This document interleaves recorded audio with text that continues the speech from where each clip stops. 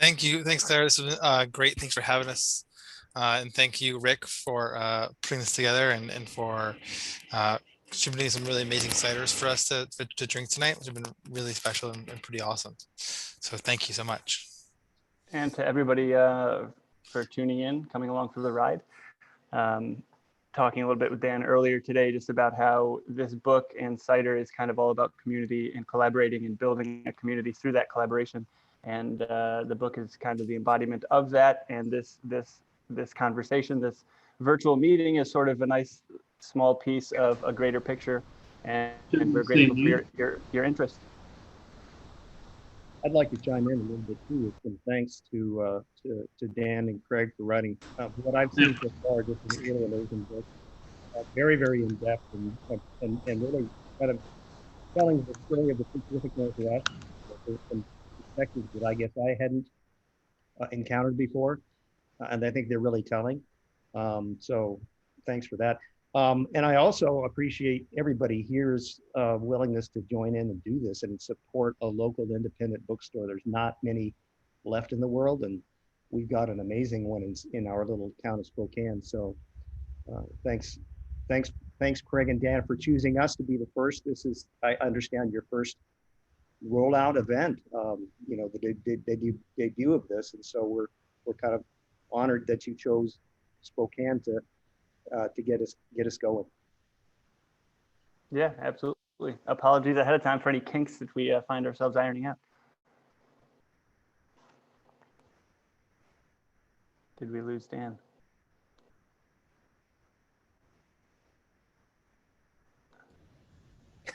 Looks like Dan is gone. Maybe.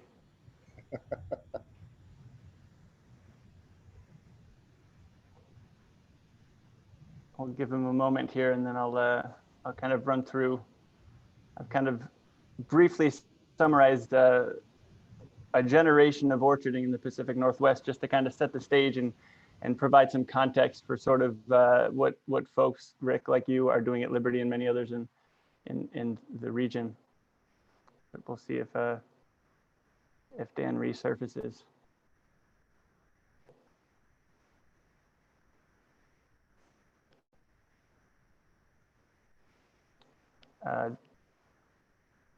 Dan will be back. The internet his apartment is flubbed, quote unquote, but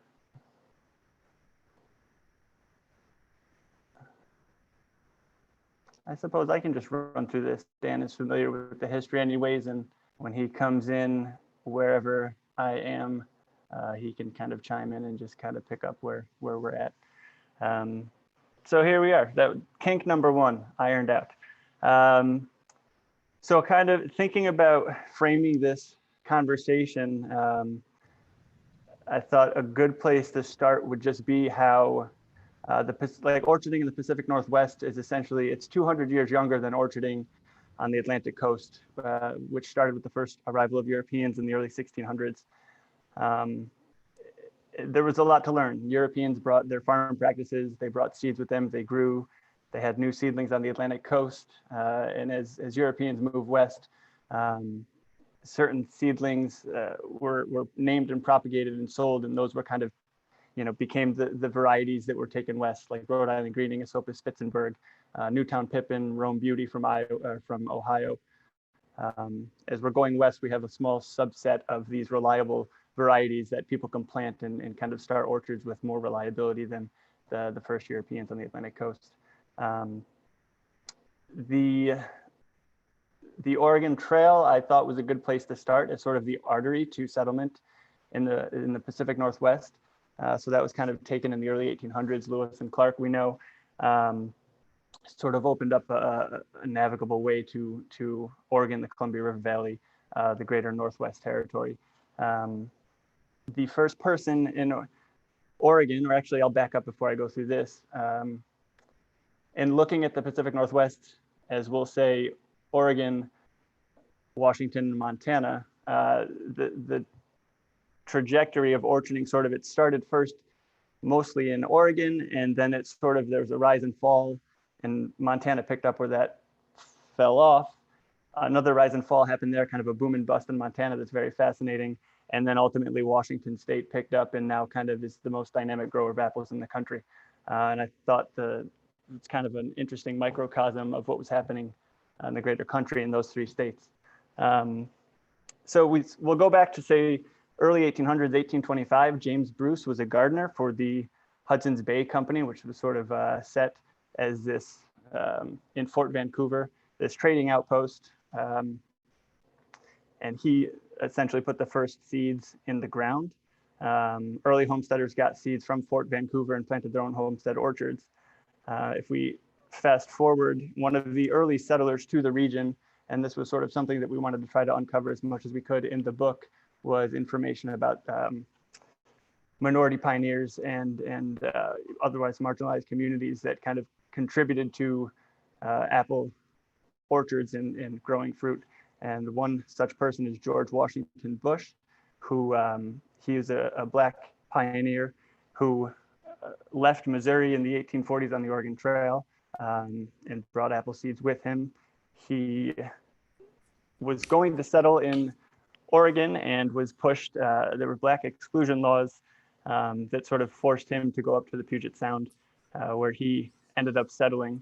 But his sort of early efforts kind of paved the way for others. Like Llewellyn and Meek, we might say, is often credited with the first commercial orcharding efforts in Oregon. And they started in 1844 with grafted trees that they brought on the Oregon Trail.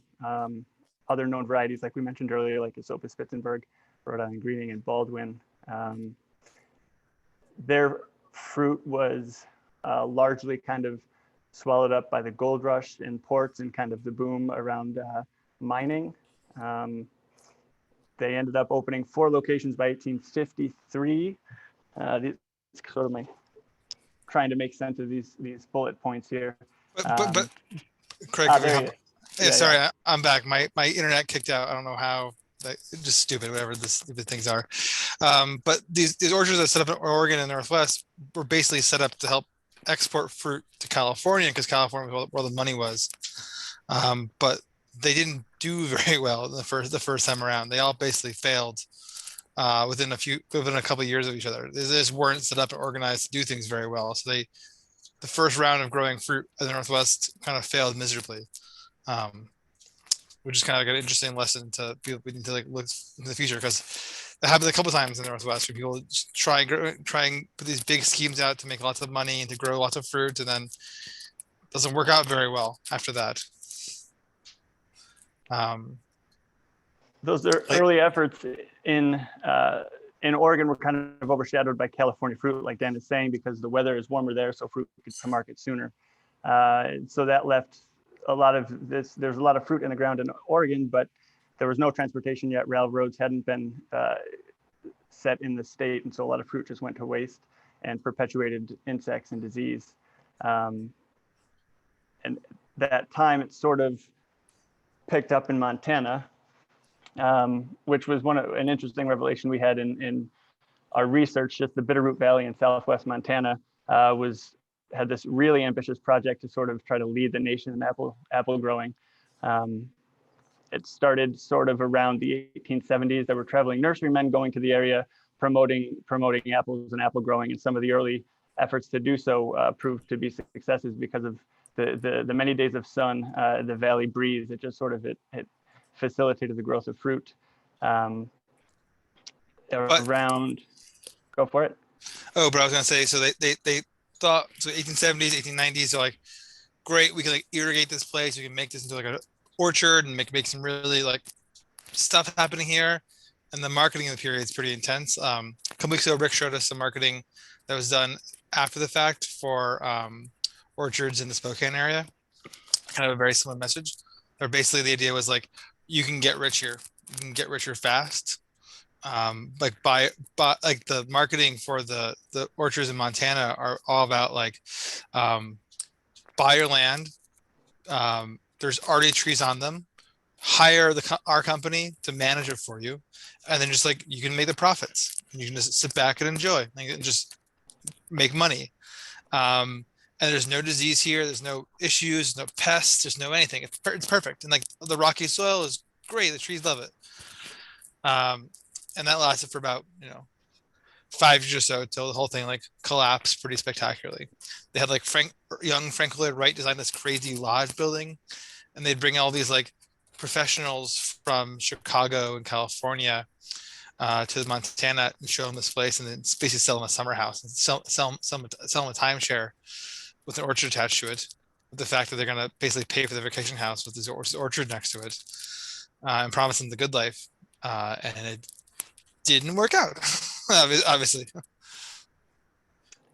So you still find all these like crazy old Macintosh trees in Montana that grow that are just out there and weird and wild because they're just like from this terrible collapse. It's something like in the state of Montana, it was something like crazy number, like 90% of all the subdivisions that took place in this like 10-year period that's been the century, which is nuts. So anyway, that's really fascinating.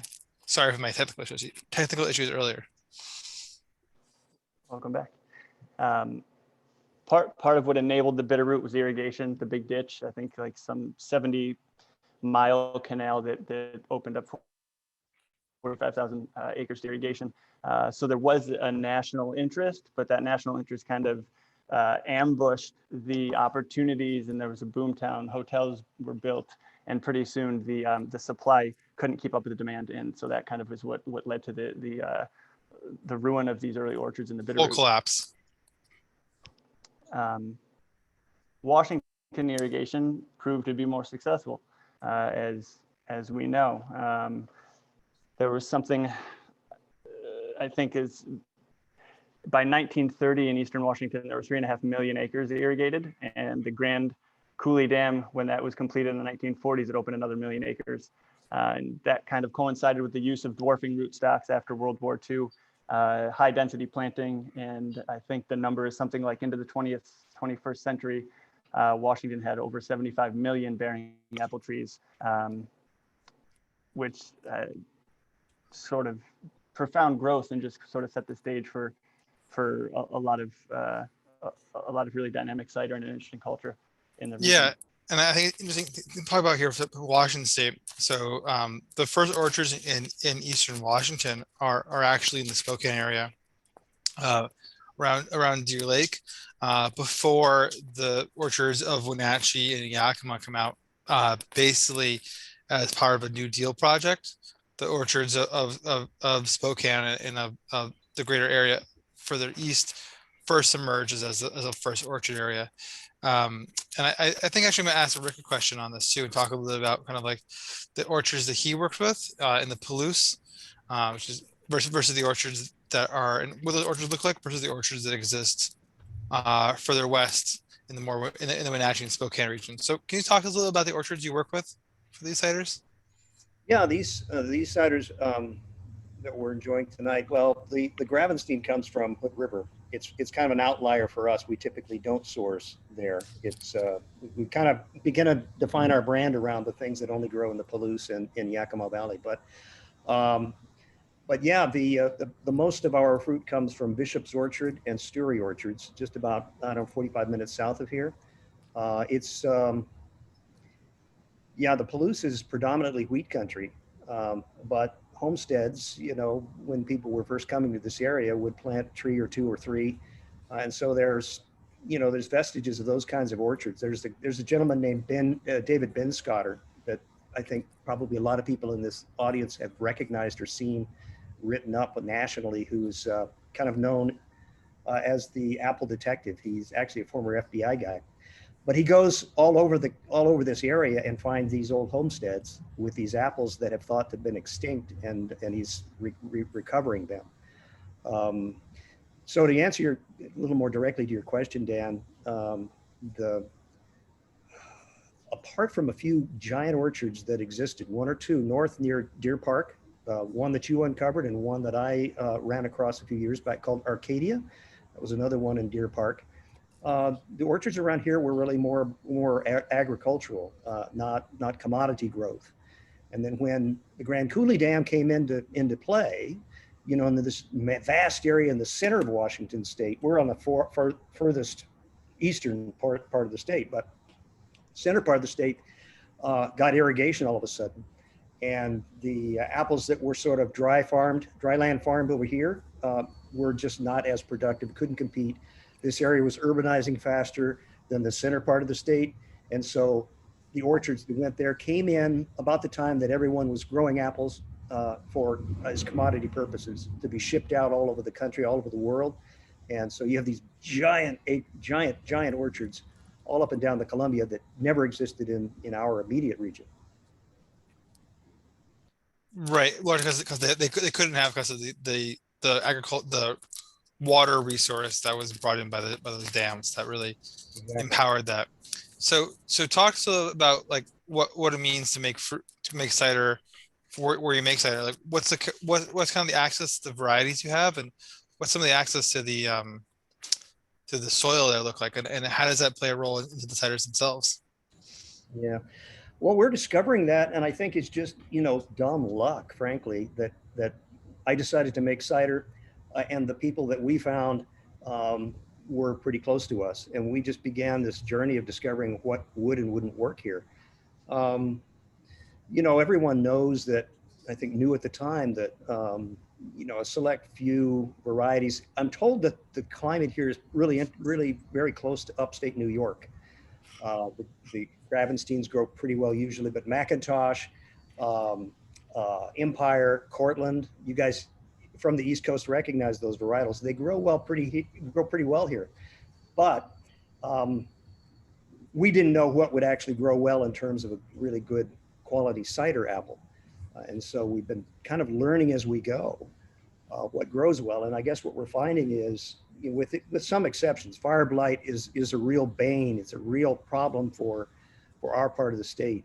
And so anything that's fire blight sensitive, it's kind of a viral disease that will actually just tear a tree up in no time flat and spreads like almost wildfire. That there's quite a few fairly tannic cider varietals that will really grow beautifully here. Gabinet, Chisel Jersey, Brown's Apple. We have one that seems to do pretty well called Filabarrel here. And then some American cider varieties that I find to be really giving us cider that's a much higher quality than any others that I can find in the nation. A Golden Russet in particular, that's an American apple that just absolutely thrives here. And so it's been a wonderful discovery to just learn as we go, and we're kind of developing that knowledge as we speak, Dan. So it's been gratifying to find the things that do work well, and to find that when they seem to thrive, they just seem to excel on all fronts. So it's the growing season. The growing season is pretty short here, but it's intense. We get lots and lots of sunshine, which apples love, as you know. The winters here are pretty cold, which has a tendency to stress the trees a bit. And I think just like a wine grape or a wine, vines tend to like a little bit of stress or a lot of stress sometimes. And they struggle a bit. And as a result, it seems like the fruit is more expressive in the spring and the summer. Yeah, I think it's really amazing. That's kind of one thing that really drew me into cider in the first place, is kind of that this pursuit of knowledge and this information. And there's so much about cider, especially in this country, that we have no idea anything about. There's just so much unknown and discovery, and there's so many unique things that are happening here. And like Rick's story is happening around the country. Looking at these really cool places that, so in our book, American Cider, you can find all these really amazing like stories about like these places that are really unique and special, that are reconnecting to historic orchards, or pushing for new orchards and pushing for new cider, the new culture around it, and trying to push for new agricultural systems that are going to allow for a better world in the day, kind of battling with climate change and things like that.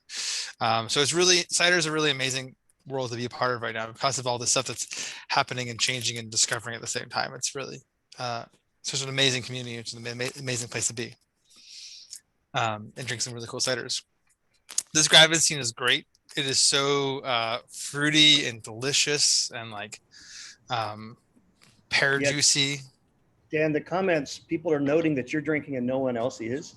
So we forgot to invite everybody to open up. Oh my God, please booze up. Like yeah, that's the whole point of this, right?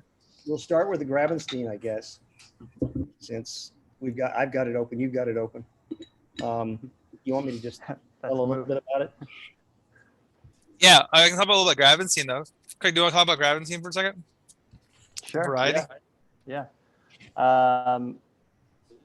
Sort of, kind of like many apples, has a somewhat foggy history, but it was planted throughout a lot of Northern California, Sebastopol, Sonoma County, and down sort of where Fort Ross is, which was sort of the southernmost point of Russian interest. As kind of Russian interests were meeting Spanish as California was being settled. But yeah, the Gravenstein Highway, kind of in Sebastopol, it's a very, very important apple for the region, and one that actually is the inspiration for the Gravenstein Apple Fair in Sebastopol. That's, I think, maybe on something like its 40 or 42nd year this year. Yeah, but so whatever capacity that fair looks like, but it was growing a lot. It was growing a lot. The origins are really sketchy. Like grows, it's like the accounts are like pretty ridiculous. Like everyone agrees that it went through Denmark at some point in time, but then like before that, it's like maybe it's from Italy, and it doesn't really matter at that point. It's like very cloudy history. It comes to the United States though, in the early 19th century. It's grown a lot in California. It's grown a little bit on the East Coast, up in Maine a little more so. It's actually a really popular variety in Nova Scotia, which is totally random. They grow red Gravensteins. I'm not sure, these are probably green Gravensteins, I'd assume, but they grow red ones in Nova Scotia, and makes really good, delicious, fresh, clean cider. It was used a lot for canning and like drying apples, but since no one dries and cans apples anymore, the trees are kind of, they're used for pies and things like that. And I imagine that's what this orchard here was probably planted for, fresh eating or like some kind of non-cider purpose originally. Partly what perpetuates its value too, and its persistence. What it's been around for so many generations is that just its virtue of being an early summer apple, where a lot of early apples tend to be lacking in some capacity, but Gravenstein kind of has many good attributes that sort of keep it in planting, so to speak. Some of those fresh flavors, I think, definitely come through pretty aggressively in a good way on the cider. I think, Rick, you're able to capture a lot of that, like green apple, just freshness and really bright, kind of really jumps out of the glass. It's delicious. Yeah. Before this call, Rick was saying that like he pours his pill because it's very much identifiably as appley. It has apple-y flavors to it, which is something that's always like, we say like, oh, it's also like pause on all cider tastes like apples. But like this is a very apple forward style cider. Yeah. It's I think, I mean, what we tell people is this apple is kind of classified as an heirloom varietal, which is an apple that is multi-purpose. I mean, it's been kept around for lots of reasons for a lot of years. It's not a cider specific apple. It just happens to be an apple that tastes good off the tree, that you can cook with and you can, use in all number of ways, and it makes a pretty decent cider. Most heirlooms are kind of light-bodied and refreshing, kind of like this one is. We make a Macintosh that's similar, and that's another heirloom. But as a category of apple and a style of cider, Gravenstein is a great foundation for a light-bodied, refreshing, very, kind of a session kind of cider. Yeah, but sessionable, but has still a lot of complexity and wide-ranging flavors of fruit, which is, I think, really cool. Yeah, it's delicious. So good. So yeah, I want to talk a little bit about like, yeah, that's so good. Yeah, there's a really nice, cool, clean, delicious cider. So let's talk about this next cider here as well. Okay. Which is the English style cider. Yeah. Oh, ooh, that smells great. This is the contrast cider versus an heirloom apple. These are cider specific apples, all of them. There's 3 in this blend.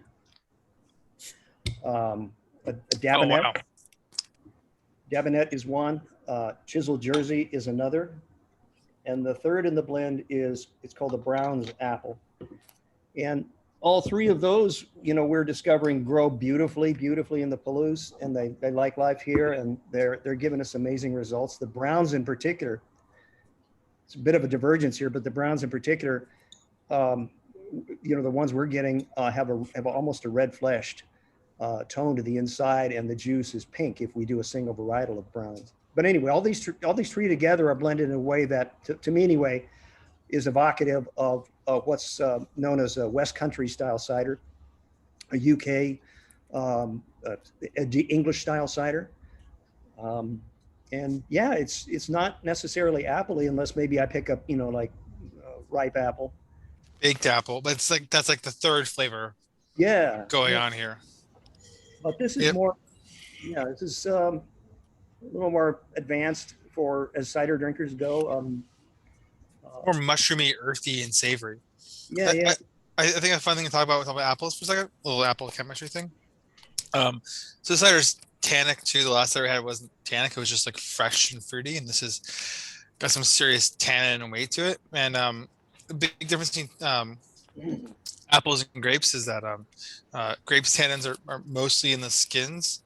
So red wine is tannic because of the skin contact, and white wine generally is not tannic because there's no skin contact, or limited skin contact. And in this case, the apples have juice, and the flesh itself is tannic itself. So these tannins are in the flesh no matter how long you press them or how long you leave them fermenting for. Like they're always going to be there. Yep.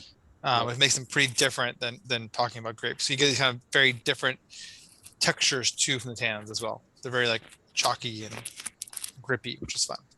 Yeah, yeah. But I don't know if there are any newbies to cider on the line here tonight, but you know, if there are, you know, that is a key differentiator between a cider apple, a true cider apple, and say an heirloom apple. It's the tannin content. And a lot of times they're so tannic off the tree, they're called spitters. You know, it's just something you don't really want to eat. The only real use for these apples is making cider, and that's the way they're grown in most parts of the world. You know, you either grow an apple to eat as dessert fruit or to cook with, or you grow cider specific apples, and people understand that it's like a wine grape, right? And I think an important distinction here to make is that for these varieties, the cider are all varieties that are originate in the United Kingdom. They're all from the UK.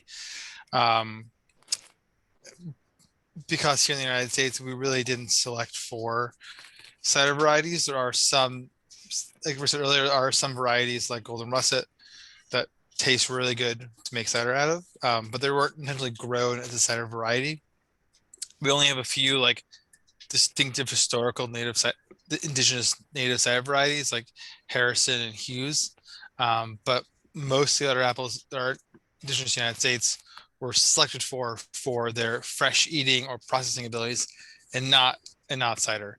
So most of the cider varieties, we're generally speaking about imported varieties that were brought over here to make cider with, because historically in the United States we didn't cider in the past was the most low value product possible for orchardists, so they didn't want to make it because like they'd make way more money growing really nice shiny apples for the marketplace. So no one ever invested into growing like high quality cider apples for the last 100 years. It's only in the last decade or so that we're finding like a revival of new cider varieties here in the United States. Yeah. The product's called 55 chain, and if you can get the backstory on why it's called that on the label. But you know, basically it's an antique unit of measure that I dug up and applied to Steptoe Butte, which is a cool geographic feature south of here. It's gorgeous country, and so it's not far from where these apples are grown, and so there's fun there. And then there's kind of a couple of Easter eggs on the label. On either extreme, there's actually placed on the topographic map two pioneer orchards that existed near Steptoe Butte, at which David Binscotter has since found some apples that have thought to gone extinct. So I put that on the map, and it's just kind of on the corner, but only insiders know that Davis Orchard and Burns Orchard are listed there on the map as if it was an antique map. Oh, I see that. It's really cool. Steptoe Butte. That's awesome. I was like, oh, that's a really cool map. Uh, love maps. Especially Easter egg maps. So good. Really Speaking good. of maps, the maps that start each chapter of this book are awesome. Yeah, we Um, really got lucky there. I need to get prints of a lot of this stuff. I'd love to have, you know. Yeah. Yeah, Jim is our map guy is this guy Jim Sly. I knew him for years, and he used to come to a sale back in the day, and he started drawing these maps for wine regions. And I'm like, I can totally, like, this is very, like, you know, the maps are all about, like, they're not true to form. They have really weird scales and perspectives and things, and they're a lot of fun. And my favorite part of the book is these amazing maps. I'm so excited about them because they're really cool, and they have this kind of like young adult fantasy vibe to them. It's kind of the word I'd use for them. And they're really fun, and they're really interesting, and they help the maps that tell a story rather than being just like very clinical, because they're not, to be terrible for directions but good for relative directions. And they're really pretty cool.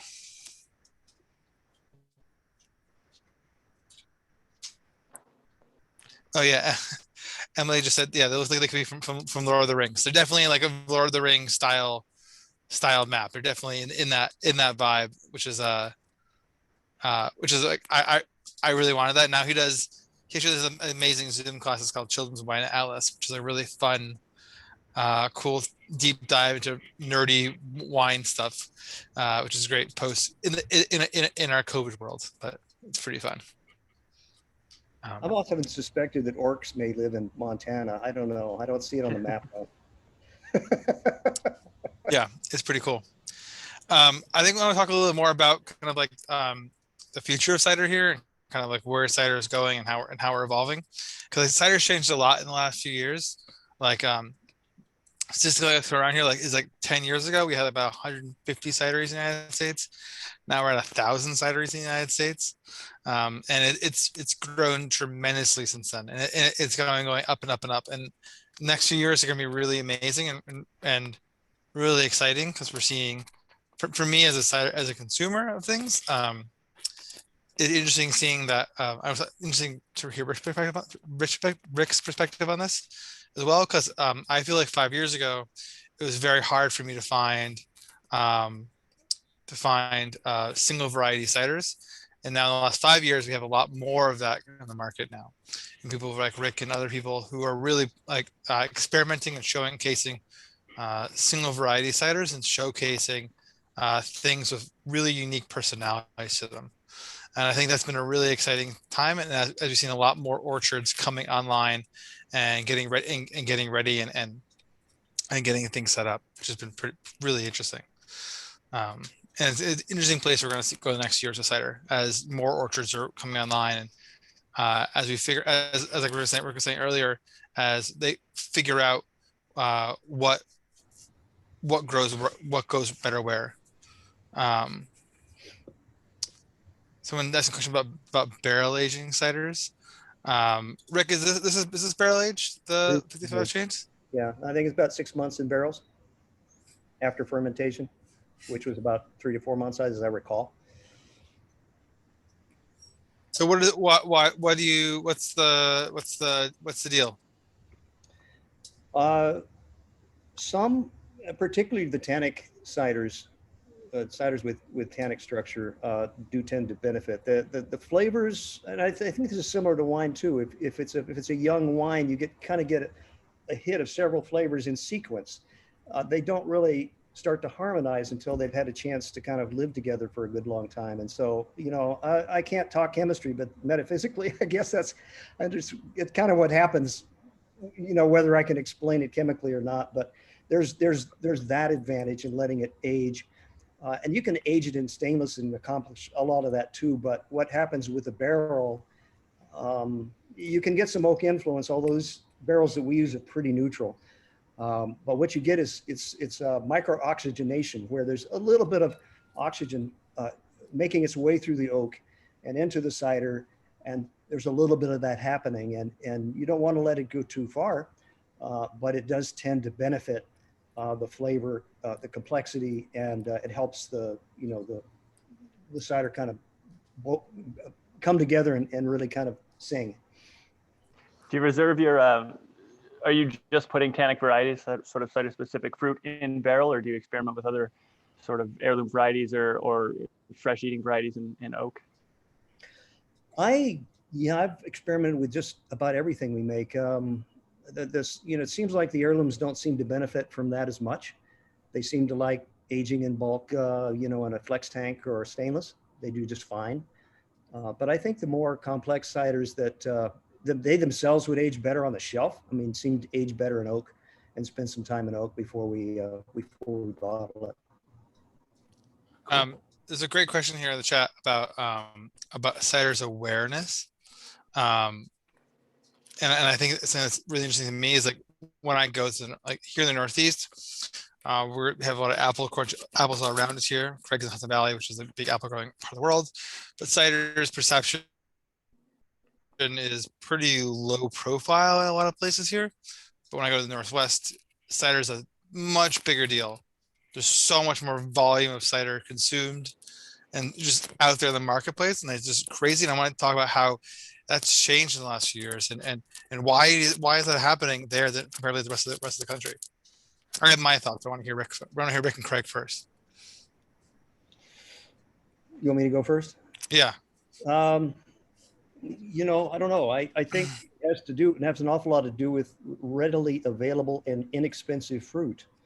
And so when you see cider on tap, you see this, growing awareness and presence of cider. It tends to be, commodity fruit, dessert fruit, that different from what we do, frankly, but it is something that is at least getting people introduced to the beverage. But we're just, I think we were only bested by China maybe 5 years ago in terms of total volume. Washington State we're just swimming in apples, and so it's fairly easy to make, kind of commercial, large volume cider out of the stuff. And whether you're adding sugar or other flavors or not, I mean, those base ingredients are really easy to get. Mm-hmm. Craig, can you talk a little bit about the cultural terroir of the Northwest? Well, we're also known for our wines, but probably even more so for beer. There's an awful lot of, beer folk here that craft beer scene and craft beer is just really known for experimentation, wild experiments, no rules, no holds barred, do whatever is good. And that dovetails really well with, finding apples that are relatively inexpensive. They're grown for fresh grocery, and maybe there's a hailstorm or there's for one reason or another they're culled out and then just made into juice. So you have this, kind of maybe not particularly interesting juice, and you can ferment out as a base for flavor for an alcoholic beverage, and then you can go crazy with it like you do with beer. And so I think there's that beer culture that's crossed over really strongly in the Northwest. I think the Northwest is probably known more for its aggressive, innovative approach to cider and less traditional, although there's a number of cideries in the Northwest, like Liberty, that are really kind of trying to express the apple and not adjuncts. Before I get this question about the future of cider here, I think looking back too is that like even though the East Coast has a much older tradition of historic cider stuff in the 19th century and all this stuff and apple picking and all that kind of nonsense, the Northwest is actually where cider begins again in the United States. The 1960s and 70s and 80s, it's people in Washington, in Western Washington, and in the Willamette Valley who introduced a lot of these kind of tannic cider varieties through Mount Vernon and other universities, and reintroduced these varieties there. So it's a really decade-old cider growing culture of these apple varieties in more on the ocean side than in Central Washington, but of the culture growing of these varieties in this area, which is kind of crazy if you think about like how at the same time people are experimenting growing these varieties in Oregon in the 70s or so. This is at the same time that that Pinot Noir and wine grapes are really big experiment at the same time, and that obviously the wine industry has evolved far past the cider industry at this point in time. But seeing these two things develop in a kind of contemporaneous standpoint a couple decades ago, and there's a really long history of it. So, and frankly, here in New York State, our growing of these varieties are only about 20 years old, on even a small scale. So you have 2 decades on the East Coast, which is pretty interesting. Craig, do you want to talk about aging cider? Sure. Yeah, it's an interesting thing. I feel like is it kind of going back to some things we were talking about earlier, just how cider is changing so quickly that it seems like from year to year, cider makers have new fruit, new knowledge, new equipment, just new everything to experiment with, and that ultimately is going to produce a different cider year over year. So currently the cider market is sort of, from my perspective anyway, it's not one where if, I might not expect, Rick, you to be making Gravenstein every year, and I don't know if 55 change is kind of a seminal bottling that you do year after year, but it's interesting to see what cider makers are doing, and the idea that they're kind of making ciders that are meant to be drunk young and fresh. But that's not to say that cider can't age, of course, because anything sort of with the right structure, just like wine, if the balance of sugar, tannin, and acid and alcohol, if those things are in balance in the right amount, you could lay cider down and age it for a while. An interesting thing of note, maybe just as I'm saying this, I'm thinking that perhaps we're not seeing so many ciders aged. At least it's kind of rare in my experience to have somebody pull, I don't know, like a barrel-aged Northern Spy from 2006 out of their cellar when I go to their house for dinner.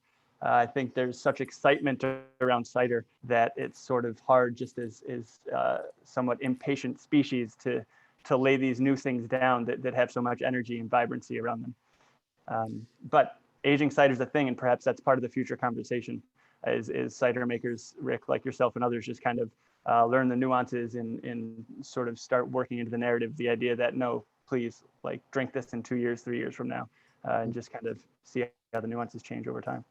I would say 2 things to that too, as well, is that there's the first thing is that like most of these cider producers are relatively small. Well, not all cider can age very well. Some of it can, some of it can't. And generally, people who make ageable cider are relatively small producers. Don't really have the resources to hold back cider for 5 years. That's a lot of cash flow to lock up into the bottles and not get paid for. And so it's not necessarily something that there's no real incentive for producers to necessarily do that. And then there's just not enough volume for it to be sitting out there in the marketplace. Like, so in the 2 ciders we had tonight, guys, the Gravenstein is light and fresh, and like it might change a little bit in the next few years, but I don't think gonna improve a whole lot from where it currently lies.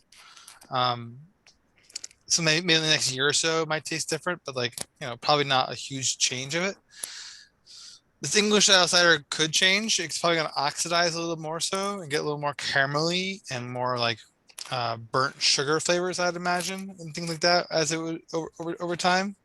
But some cider can definitely do great. Like Rick makes it like Wixton or Golden Russet. Those stuff can age really well because they have enough acid and tannin and weight and like alcohol to really preserve it and keep it going and can really change really nicely. And not all of it is meant to be drunk right away. Like I like I think some things 18 months after harvest can be a really nice date to drink things. So Yeah, I wish there were an easy answer to that question. Yes, no, but it depends is kind of what we have to say if we're going to be honest. There's the Gravenstein is like Dan points out, is probably not one you'd want to age. I think the general barometer I use is the more tannic the cider, the better chance it will have at aging gracefully.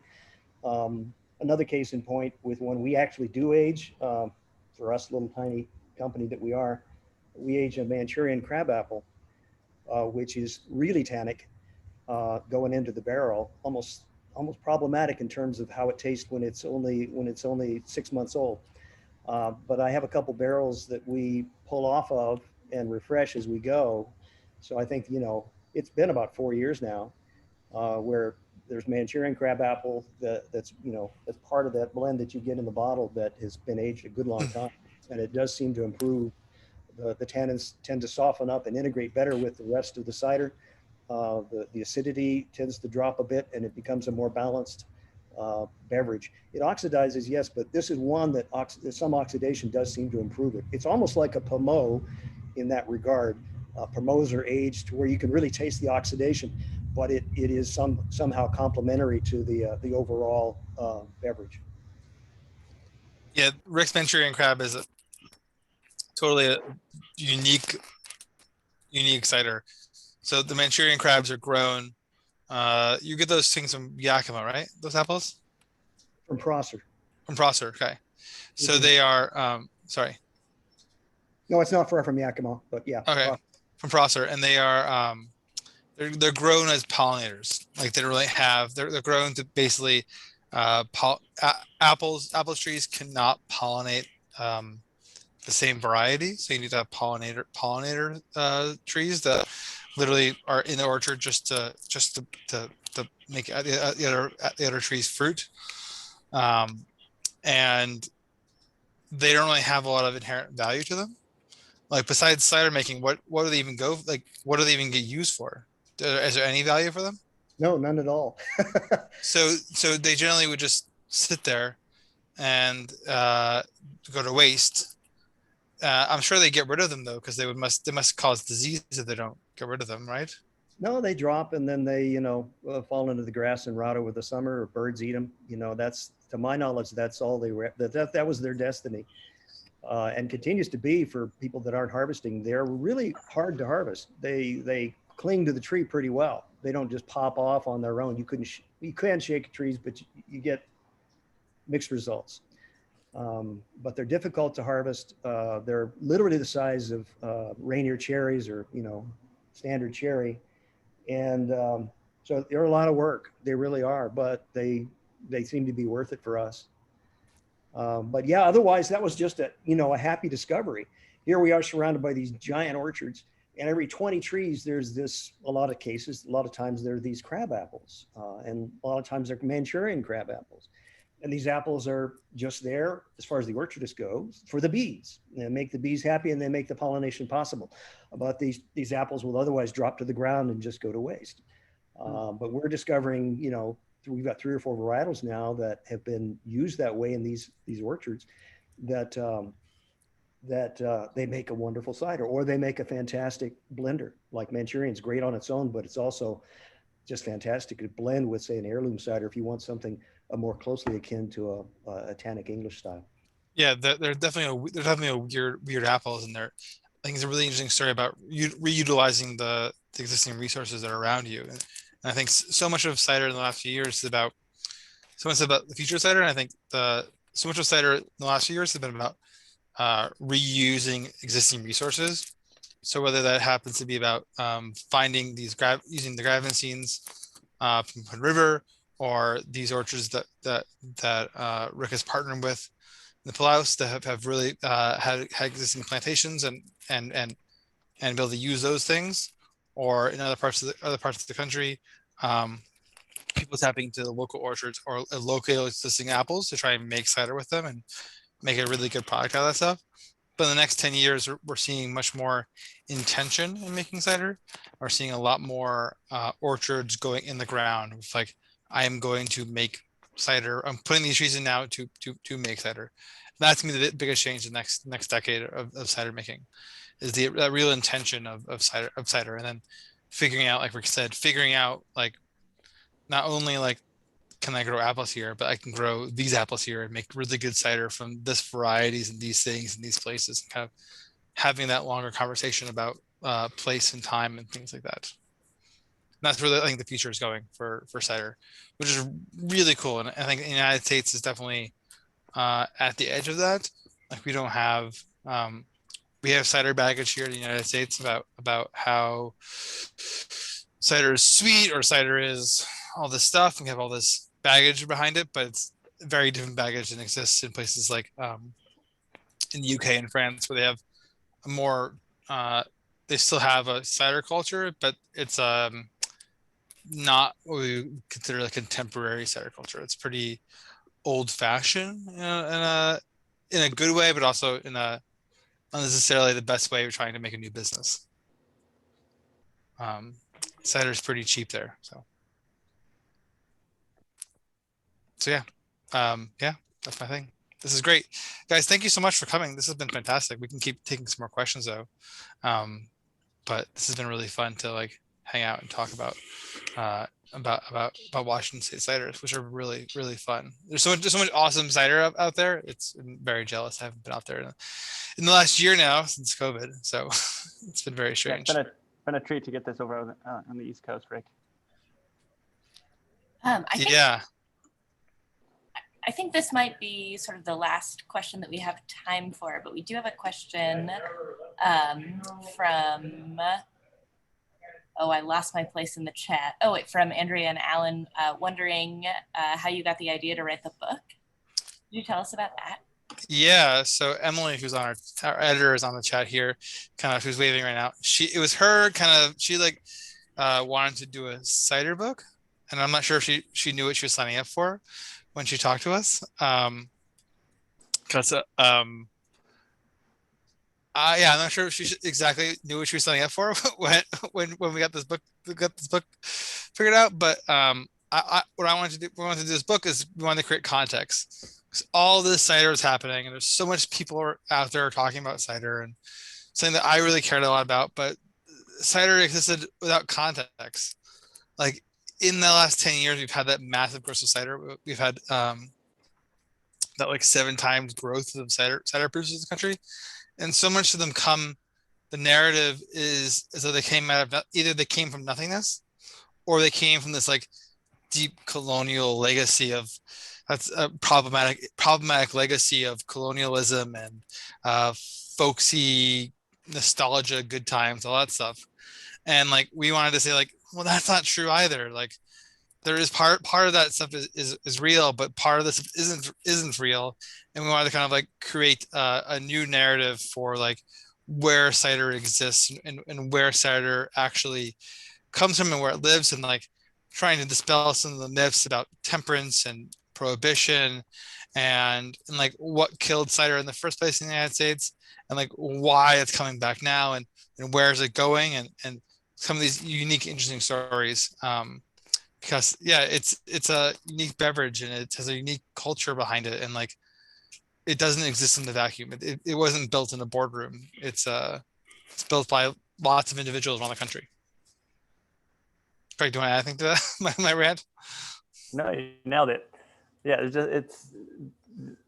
my elevator pitch for the book is that it's a history book of the United States told through the apple's lens.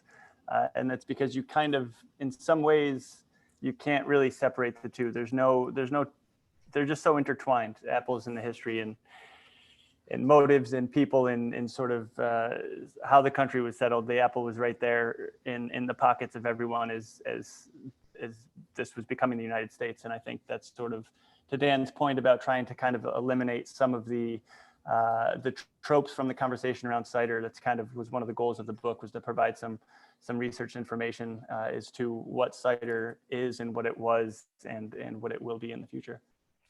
And I think we take this really awesome history of the United States and we fold on top of it like what's happening today, kind of getting a snapshot at what's going on in the country today, and how the things that are taking place today are linked back to that history that we talked about in the past.